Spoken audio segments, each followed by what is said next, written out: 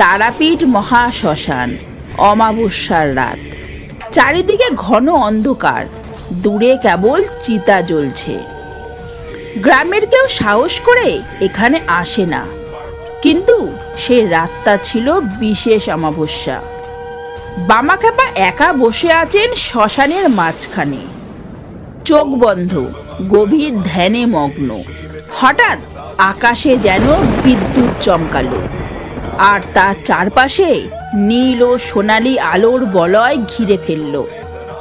দূরে দাঁড়ানো একজন গ্রামবাসী ভয়ে কাঁপছিল, তবুও চোখ সরাতে পারছিল না। মনে হচ্ছিল মায়ের মূর্তি সেই আলোয় প্রাণ পেয়েছে, আর বামাখ্যাপাকে স্নেহ ভরে যেন দেখছে। জয় মা, জয় মা তারা, জয় গুরু বামদেব।